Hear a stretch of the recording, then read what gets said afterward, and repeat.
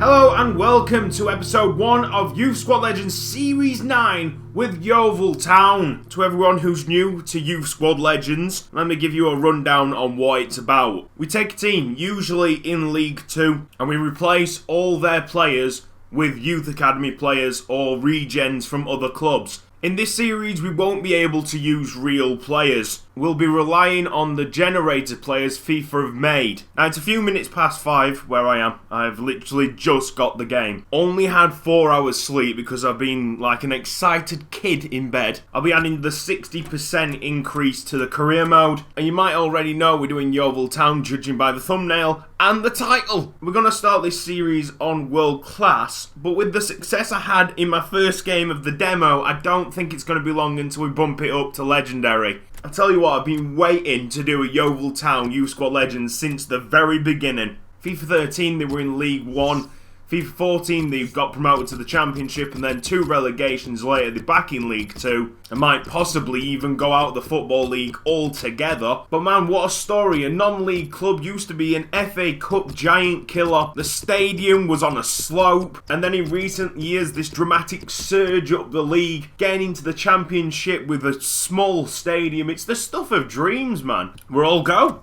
We're all ready to start this season. Now, who is going to be the manager of this team? Jamie Moore Taylor, the free kick specialist from our main series last year. So we're loading up the career now. The stadium's changed in the background. Oh, I shall save this up, and I think I shall call it YSL 9. Congratulations, Jamie Moore Taylor. You know what? I'm getting invited to a pre-season tournament here. Gives me a bit more money and, well, actually, a lot more money. Potential prize money could go as far as £1,120,000. That is not bad at all. I think I am actually going to play these teams to make sure I win that money. Training is going to be a very big feature for this series, but not right now because I need to populate my youth academy. First off, we shall hire a scout. I didn't actually look at the transfer budget for Yeovil Town, but it seems quite healthy at 680,000. So we're going to sign up this 3-star scout. I think it looks like the scouts are cheaper. It might just be me. Let's hire another one. Couple of 2-stars right at the top. Darko Zoric and Jürgen Sundley. If you're new to the whole idea of Youth Squad Legends, then the first 2 episodes simulates the first 2 seasons. I've done it with York, I've done it with Burton, and I'm going to do it with Yeovil Town. It just populates the regen list and gets us cracking, playing straight away with Youth Squad Legends. The scouts are available. I'm going to set up scouting networks. You've got to go for England. You will be scouting your home nation for 9 months. And I've been told to scout physically strong players. So that is what we're going to start with. Then it's a random selection for the next 2 scouts. I want you guys to get involved with this. Where do you want to see these scouts go to? I'm going to go to Germany and Chile. 5 days into the career mode and you get your first taste of what your team feels like. I'm not going to bore you with the friendlies, but I think it might be a good time for me to actually learn the game. Oh, they've got centre back as a striker. No way. This guy I had in Chesterfield in my first ever Youth Squad Legends series. Really good left back, very quick. Where is the catalogue? I finally got there. I think whilst I'm here I'm going to buy all the celebrations. But the real reason why we're here is we're going to buy a Scout Future Star. The scout has been dispatched to find us a lad with great talent and the potential to be world class. Watch him have the acceleration of 42. Boateng's gone to Chelsea. Oh wow, okay, well fair enough. That's a cross-turned very good goal. The European International Cup is ours and it looks the exact same as the Champions League, so I think we should just end the series right now. Well, they've gone all over the world to find a future star and they've realised it's right under their nose. Elliot Scores, English centre attacking mid. His overall is 56, his potential is 77 to 94. And his stats are looking alright. Wait, no, he's not a centre attacking mid, he's a centre forward. That makes him even better. Now, usually you'd think that a 5'4" centre forward, not really my cup of tea. But I know for a fact they've changed how youth players grow. When we promote him, he won't be 5'4". He reaches his maximum height at the age of 17. So this guy might be, hopefully, 6 foot. Our first ever scouting report has brought back Elias Bushman. Overall of 52 to 70, potential of 78 to 94. And also Gherkin Knocker. Overall of 42 to 56 with a potential of 68 to 92. Yes, training begins for my youth players. Looks like Scars has done well there. Bushman gets a C and Knocker gets a D. I'll keep training these youth academy players throughout the season, and then every so often we'll have a training report and I'll tell you guys who's training quite well. Seems like Germany's bringing back the goods. Marco Tar overall of 44 to 58 with a potential of 67 to 91. It looks like he's had a really rough night out. Marco Tar has been on the drink. So it's now the end of September. Training's been done. Probably the best train out of all of them. Elliot Scores, the centre forward. Marco Tar's not been too bad. He's not trained a lot, but he's already collected 3 A's. 71 to 94 in Nigeria. Mamadou Zakari. In England, we got Kieran Aziz, overall of 38 to 54 with a potential of 66 to 92. And we've been looking at this guy, Tom Evans, for 2 months. His overall's pretty poor. His potential's alright. 6'3" at 17 years old. If he's a centre mid, I'm going to decide not to get him. However, if the report comes back next month and says that he's a centre back, I would think he's worth the risk. Zakari's another centre forward, quite surprisingly. Only 41 overall, though. Mateusz Makiewicz. I've probably screwed up the name, but his overall is 43 to 59 with potential of 71 to 94. And then we got Neil Reach from England, overall 45 to 61 with a potential of 73 to 94. That is a really promising defender for us. Tom Evans has come back. He is a centre-back, and therefore we should sign him up. Well, it's the end of 2015.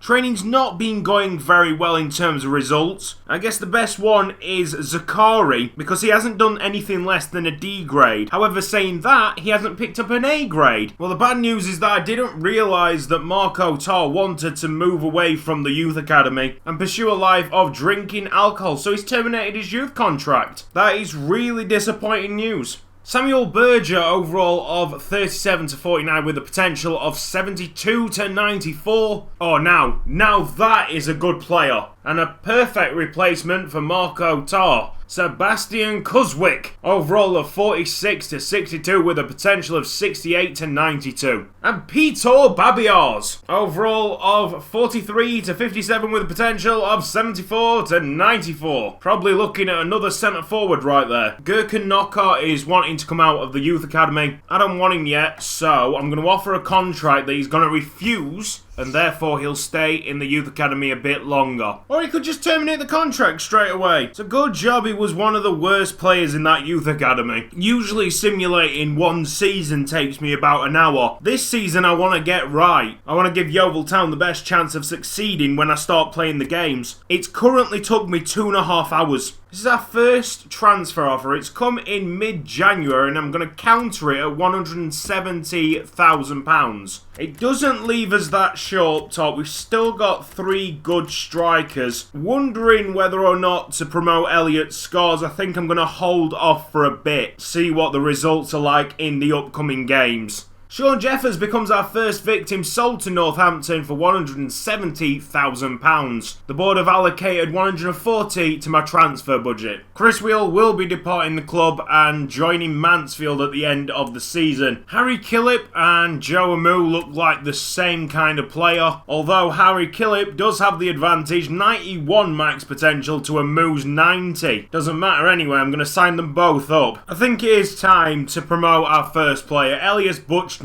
Overall has gone up to 66. Potential is incredible. 92 to 94. What a player we've got on our hands here. And I don't think Elliot Scores is going to be far behind. He's grown to a 5'11" centre forward, so he's going to be more than a handful for them defenders. Decent weak foot and skill moves. I'm glad that the guy can play centre mid as well. Yeah, again, that's quite solid. 3-star, 3-star on Elliot Scores. Monthly scouting update brings back David Hines, 6'2", probably central defensive midfielder. midfielder like Kilip and Moo. Overall, 39 to 53 with a potential of 67 to 91. We're going to sign him. I've been scouting wingers in Belgium and they brought me back this player, Alessandro Ekingamini. Overall of 42 to 56 with a potential of 69 to 93. The most important thing, will that acceleration and sprint speed be any good? Tom Evans is wanting to cancel his contract with the youth team. He is 17 years old already, 6'3", only 52 overall, but we're training him up like a good un.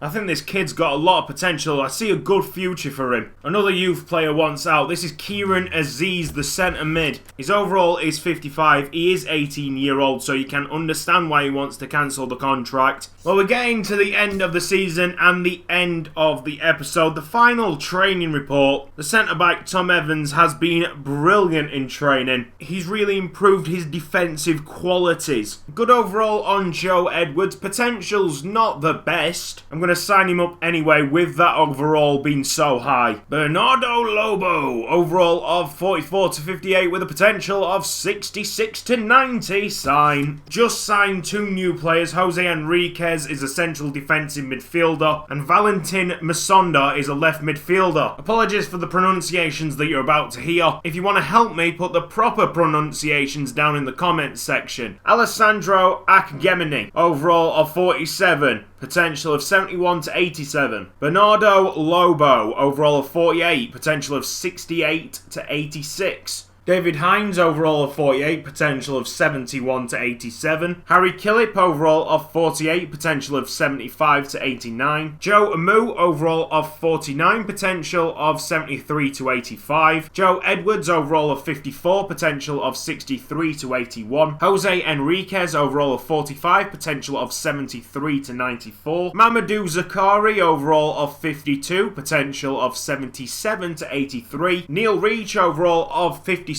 potential of 81 to 87. Peter Babiar's overall of 52, potential of 79 to 87. Samuel Berger, overall of 46, potential of 79 to 89. Sebastian Cuzwick, overall of 56, potential of 71 to 79. And finally, Valentin Masonda, overall of 51, with a potential of 74 to 94. We're right at the end of the season now. The board wanted me to challenge for promotion. I just finished outside the objective, but 9th is not a bad place to be. Hopefully that warrants another season. If it doesn't, we're in big trouble.